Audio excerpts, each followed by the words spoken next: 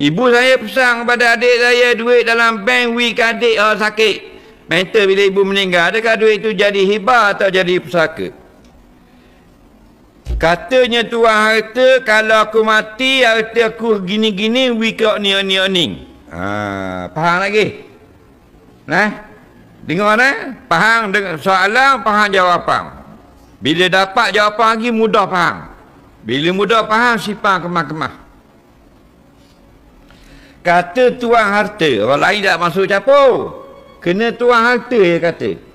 Kalau aku mati kat gi, mak kata, kalau aku mati kat gi, lepas aku mati bila-bila, after I die tomorrow, kau anda arah, tapi maksud gitu. Lepas aku mati, lepas aku tak ada bila-bila, lepas aku meninggal dunia, harta aku ni beri kepada orang ni. Baik, perkataan dia tu kita tengok dulu. Kena dua benda kena tengok. Pertama, dia ada harta. Tak ada sekepeng, habis. Deny. Tak pakai, kosong tadi. So layan, faham? Ada harta, ada okey, ada harta.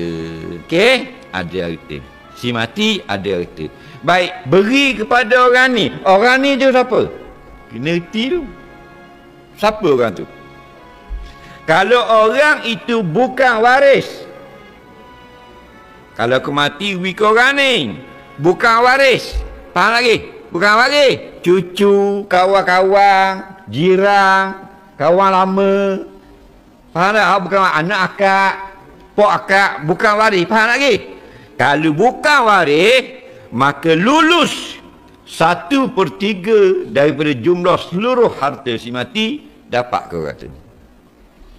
Contoh, seluruh harta dia kalau kira nilai dengan mah, dengan piti, dengan barang yang ada ni, kalau dinilai 90,000 contoh, maka lulus kepada orang yang disuruh beri tu yang bukan waris 30,000 maksimal.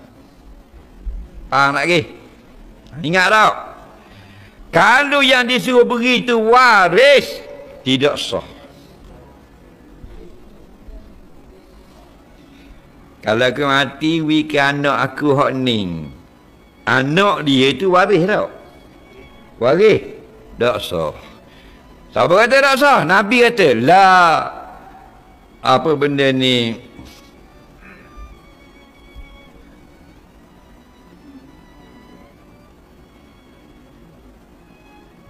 Tidak ada apa? Tidak ada wasiat la wasiyata lil waris. Tidak ada wasiat kepada waris. Waris Allah sudah atur dah dalam Quran. Orang ni 1/8, orang ni 1/6, orang ni 1/4, orang ni 1/2, orang ni 2/3. Siap dah, faham lagi? Jadi kalau ayah kata, kalau aku mati ke bini aku lah semua, tak sah. Faham baik? Dah? Kalau aku mati mak kata anak aku buat busuk 100,000, tak sah. Pasal anakmu waris. Dia makan ikut saka hak Tuhan bagi dah. Faham tak? Kalau dia anak laki-laki, satu dapat 2 bahagian, anak perempuan 1 bahagian. Ayah 1/6, mak 1/6. Faham tak lagi? Isteri 1/8 kalau ada anak, tak ada anak 1/4. Suami 1/4. Faham? Kemah dah. Selesai masalah. Kita dah turut mayat tu. Aku dengar diri mak besar suruh beri kaku. Tak dengar itu. Ambil belakang tu, audio, video, MP4, MP3. Ada orang lagi tu boleh kemung lah. Padahal tak sah. Mak dia ni gelang aku ni, hak takrak aku pakai ni, 15,000 ni, ambil kemung long. Kalau aku mati boleh kemung. Kau bawa ke Kak Long. Faham? Tak sah. Wajib kena bagi faraid. Dah kita tak dengar, pakai hak hukum ke pakai hak mak?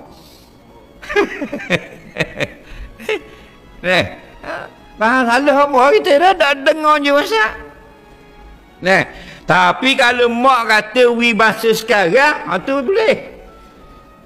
Kalau sebut lepas mati, itu jadi saka. Alright. Jadi wasiat.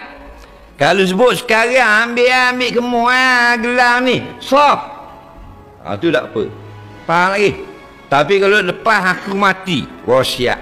Dalil kalau waris. La wasiyata lil waris. Soalan seterusnya.